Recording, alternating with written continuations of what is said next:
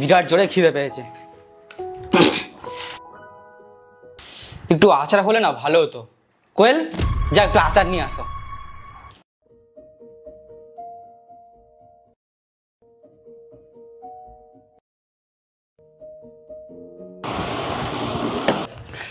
Thank you. Salad কাটুনি? যাও একটু স্যালাডটা কেটে আনো যাও। কোয়েল, একটু ওপরে জল জিরাও ছড়িয়ে দিও। ওকে যদি না বলতাম না তাহলে এমনি সাল ওই পেঁয়াজের টমেটো কেটে নিয়ে চলে আসতো। না, থ্যাংক ইউ।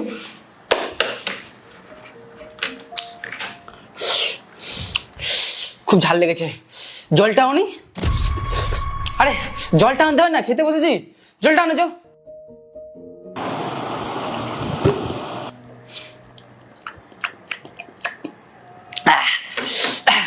আমার হয়ে গেছে, আমি চলে যাচ্ছি শুতে। এত তাড়াতাড়ি কি করে হয়? বৌমা তখন খাওয়াই শুরু করেন। বাবা, আমি যদি ওর জন্য বসে থাকি না তাহলে আমার সারা রাত এখানে বসে থাকতে হবে। ও যে আস্তে আস্তে খায়, সারা রাত ধরেই বসে বসে এখানে খাবে। আমি যাচ্ছি ঘুমাতে, আমার খুব ঘুম পাচ্ছে। আর শোনো, ওই মিষ্টি আর দইটা রুমে নিয়ে আসো, ওটা আমি রুমে খেয়েই ঘুমাবো। ঠিক আছে বাবা? না না, আর লাগবে না, থাক থাক। আমি স্যালাড কেটে আনছি।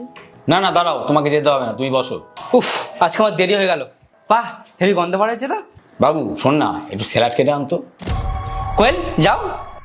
আরে ওর সাথে আমি একটু কথা বলছি, তুই জানা। ঠিক আছে। আরে তুমি খাও না।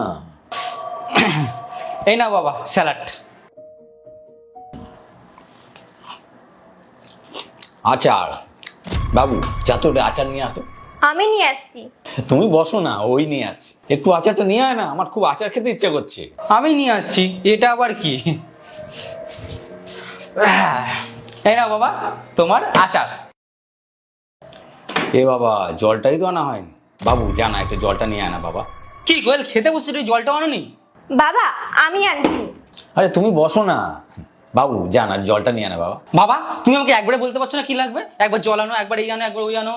আমি দমে যাচ্ছি। এই নাও জল। একবার এই আনো, একবার ওই আনো। খাবারটা একবার ঠান্ডা গেছে, আমি কি করে খাবো? কিন্তু ও তো রোজ রোজ খেয়ে নেয় ঠান্ডা খাবার। মানে?